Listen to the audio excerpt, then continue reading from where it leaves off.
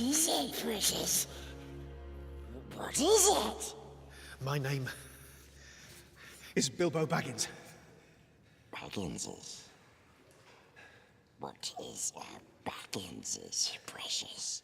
It's been over a decade since The Fellowship of the Ring, the first film in the critically acclaimed Lord of the Rings trilogy helmed by Peter Jackson. After a few legal disputes with Warner Brothers and a few directional switch-ups, Jackson now returns to Middle-earth in 2012 with the first in his new prequel trilogy, The Hobbit: An Unexpected Journey. This tale is predominantly set 60 years before The Fellowship of the Ring and follows the uncle of Frodo Baggins, the protagonist in the Lord of the Rings trilogy, Bilbo. Yes, and I want to get unlost as soon as possible. Oh, we know safe paths for hobbitses. Safe paths in the dark. Shut up! I didn't say anything. I wasn't talking to you. Bilbo goes off on an adventure with 13 dwarves and the cheery wizard Gandalf the Grey to reclaim the land of Erebor, which has been taken by the evil dragon Smaug. Now, it's been a while since I've had the pleasure of going to Middle-earth on the big screen, and I'm a huge fan of the Lord of the Rings trilogy, and I myself was very pleased with The Hobbit. But what were your initial reactions? You know, I'm with you on being pleased, because I'm not the biggest Lord of the Rings fan, but, you know, I can relate to the whole unexpected hero with a glowing sword, because I'm a big fan of Star Wars. But, you know, that being said, I wasn't huge on Lord of the Rings, you know, like the original trilogy, because, like, for me, to borrow from Clerks, there's only one return, and it's not of the king, but I enjoyed The Hobbit very much. You know, not only was the plot interesting, the performance is good, and it looked really pretty, you know, like it just kept me in, you know, the entire time. So I think the real big thing that people are going to be wondering about is the controversy over the frame rate. Now, since the dawn of kind of cinema, films have traditionally been shot in a 24 frames per second format. And Peter Jackson believes that the future of cinema lies in faster frame rates. And that's why he shot The Hobbit at 48 frames. And basically, for people who may be unaware, it just means that twice as much stuff is happening in the same amount of time. So it almost seems like it's moving faster, but everything's still going at normal speed. It's a weird sensation and very surreal. And I remember even when the Warner Brothers logo plays in 48 frames at the very beginning of the movie, I was already kind of freaking out. Like I was already kind of having a slight panic attack because it was so different. Like every movie I'd seen before, and then it just switches it up. I think the best way that I can describe it would be to say that it almost removes the screen. And this is no joke, it almost removes the screen and it almost seems like you're looking at real life. So how did you guys feel about the 48 frames? That's pretty accurate, the removing the screen thing, but I don't really enjoy that, honestly. It was taking me out of the movie, because maybe this is just getting used to it, because it's really the first time I've seen that, but it's too jarring at first, especially during the action sequences. I really liked it though. I thought that was what 3D is supposed to look like. I think that the higher frame rate really assisted with the 3D, and like I'm not a huge fan of 3D in general. I think it's very gimmicky, but like this was beautiful, and I disagree. I don't think it actually probably brought me into the film more. I had no transition problems whatsoever. I just hate change. I totally agree with you, Meg. I think that I've said this a lot about recent films. Like when Spider-Man came out, I said this is the best use of 3D I've seen in a long time.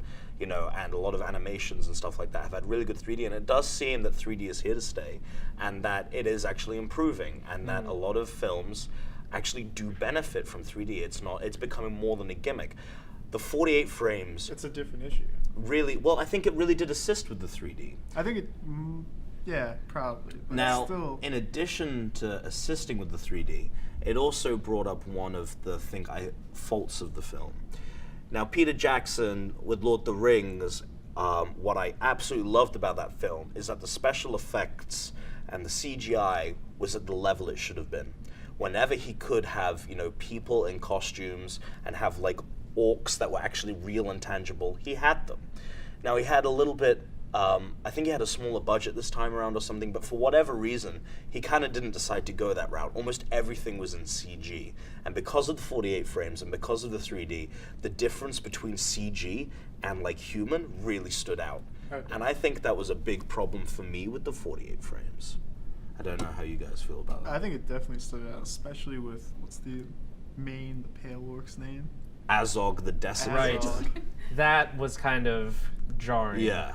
You know, not so much the action, but like that character specifically, I'm just like, oh, that's totally animated. If Yeah. you notice though, in every shot, it's always a close up of him, and Azog isn't actually in any other like scene with anyone, any other people. It's only him. It's always yeah. only him, which I noticed it, but because of that shooting choice, it made it a little bit of an easier transition.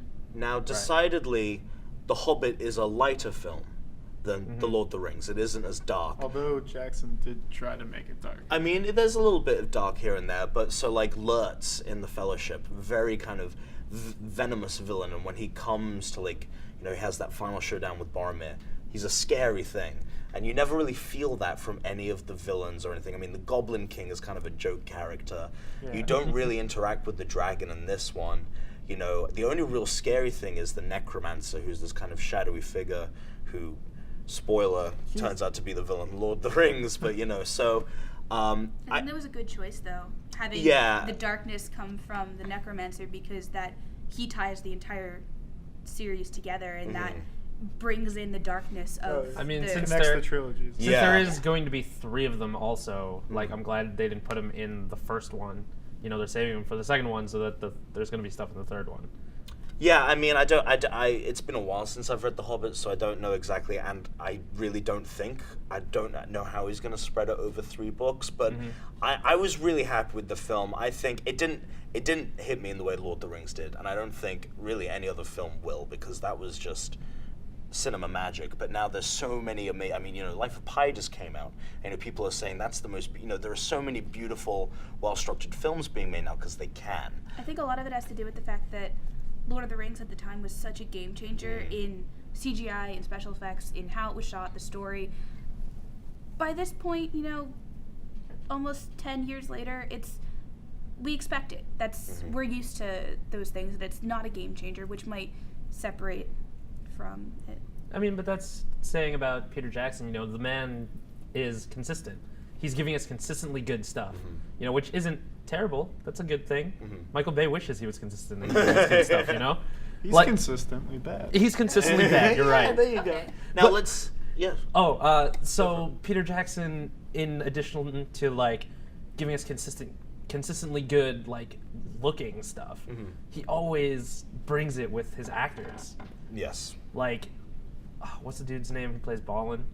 So Balin is played by some old dude, Ken Scott or something like that. Balin's the old guy. Yeah. Wait, let's describe who Balin is. So- like, this isn't spoilery. All right, so you just need to know which one. There's 13 dwarves. The main one is Thorin, who is the rightful heir to the throne of Erebor, which is the dwarven city. He's kind of the leader, and He has he's that badass awesome. shield. Yeah, he has like this shield made of a log. He's great. I thought he was really great. And there's the climax scene of the film where he kind of faces off against Azog. This again doesn't really spoil anything. You know, he fights orcs. You know, it happens. It just sent tingles down my spine when there's that one shot. That was really nice. You know, and there's James Nesbitt as Bomber, who's the one with the weird hat. I mean, they all have unique aspects, and I think that they all played very well. There was always something, you know, there was the one that had like the hearing aid. That was really funny. There's the one that just eats cheese wheels whole. You know, I think that, and you know, Martin Freeman played an excellent Bilbo. Martin Ja- Freeman. You're jumping the gun a little bit because I was going to talk more about the dwarfs. But Martin Freeman is so good. Yeah. He was really great, and you know, Andy Serkis returns as Gollum, and their little bit with the riddles. That scene That was amazing. awesome. So good. Oh my gosh. That was easily the best scene in the film, I thought. Baggins is. So, on the infamous Pretentious FIlm Majors 5-star scale, what would you guys give The Hobbit out of 5 stars? Ladies first. Oh goodness. Pressure. I would give it a solid 4 stars. Yeah. Yeah, I'll agree. 4 stars. You're gonna I'm change giving it. it? I'm giving it a 3.5. Ooh! Sorry. Snap. Oh snap. Okay, alright, dude. I didn't expect that. I'm kind of hurt by it, to be honest. Maybe it'll change when they see it in 24. Maybe. It wasn't really the 48 that I brings think it that down. might Yeah. have been it. And no, I agree with these two, and not you.